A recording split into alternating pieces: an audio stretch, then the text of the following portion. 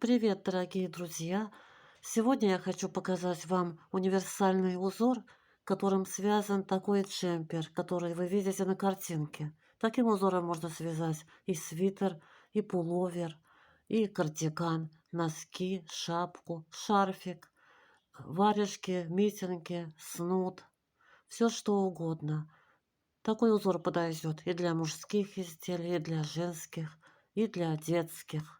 Пряжу для такого узора можно использовать совершенно любую, и пушистую, и гладкую, и толстую, и средней толщины, и тонкую.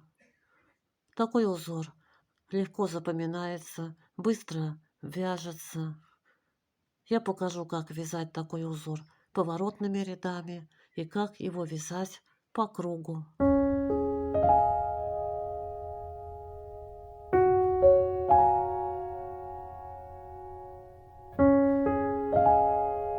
Друзья, перед вами схема узора, на которой указаны и нечетные ряды, и четные ряды.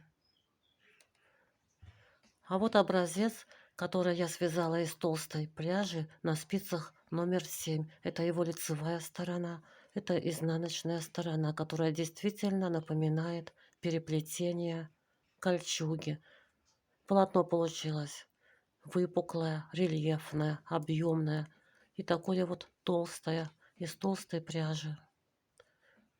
Такой узор одинаково смотрится и при вязании снизу вверх, и при вязании сверху вниз, а также и при вязании по кругу то же самое, такой же вид имеет полотно. А этот образец я связала на спицах номер 4 из пряжи средней толщины. Полотно получилось более такое мягкое, но также фактурное и рельефное. Я покажу, как связать такой узор поворотными рядами и как его вязать по кругу. Для того, чтобы набрать нужное количество петель для вязания такого узора поворотными рядами, ваше количество петель должно делиться на 2, на 2 петли раппорта. Плюс нужно добавить еще одну петлю симметрии, которая вяжется только один раз в конце ряда лицевого и, соответственно, в начале изнаночного ряда, для того, чтобы полотно одинаково начиналось и одинаково заканчивалось, было гармоничным и симметричным, зеркальным. Я набрала на спицы 15 петель. Это 5 раппортов по 2 петли, 10 петель, плюс 1 петля симметрии, 11 петель.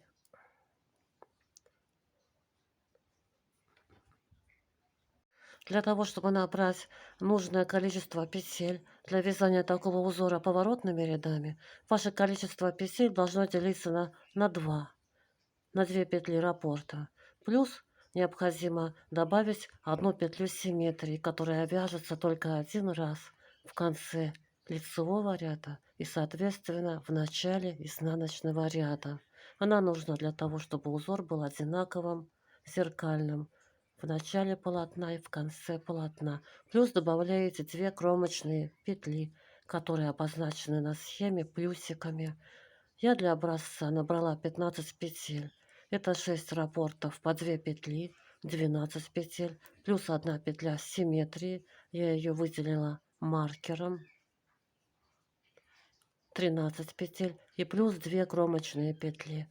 15 петель. И провязала один базовый подготовительный ряд всеми изнаночными петлями, чтобы выйти на лицевую сторону работы.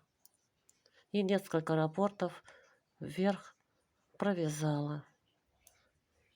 И теперь мне нужно вязать первый лицевой ряд. Кромочную петлю снимаю. Далее идет лицевая петля, которая обозначена пустой клеточкой.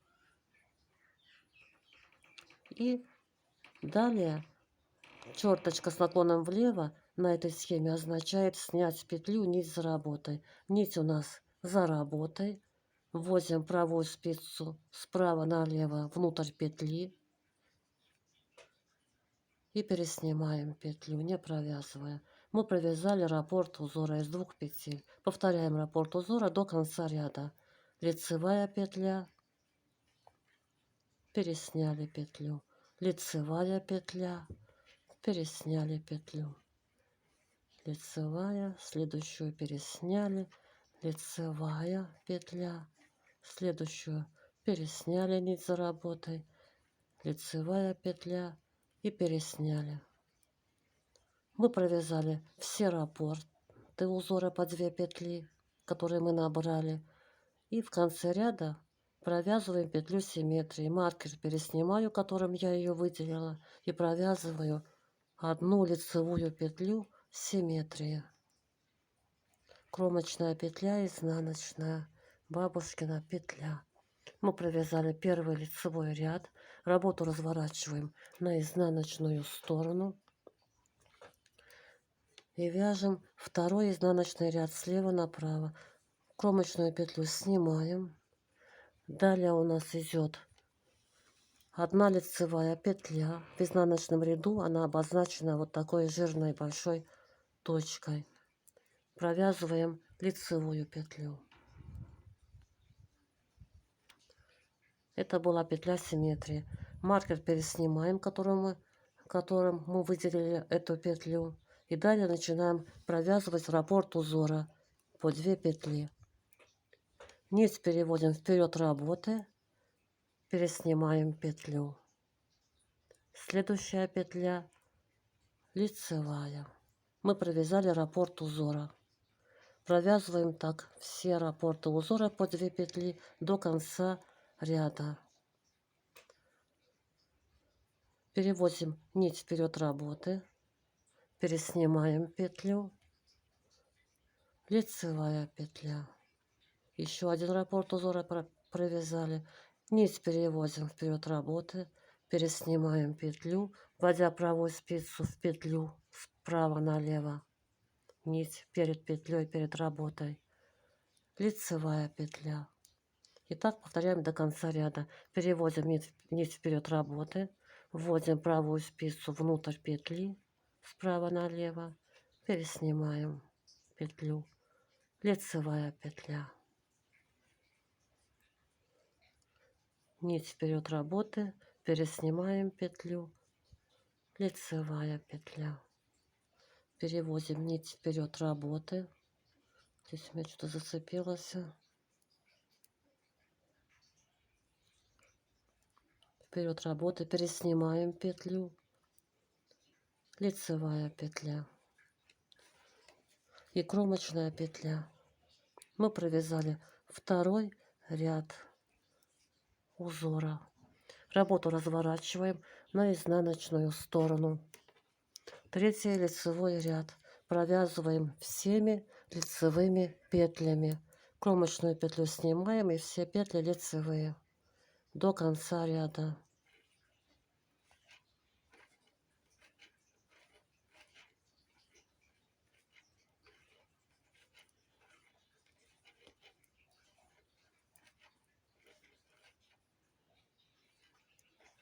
В том числе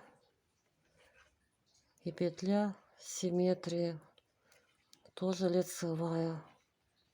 И кромочная петля у меня изнаночная бабушкина. Вы вяжите кромочные петли так, как вы привыкли. Работу разворачиваем на изнаночную сторону и провязываем 4-й изнаночный ряд всеми изнаночными петлями. Кромочную петлю снимаем и все петли до конца ряда изнаночные петли. Я вяжу бабушкиным способом вязания.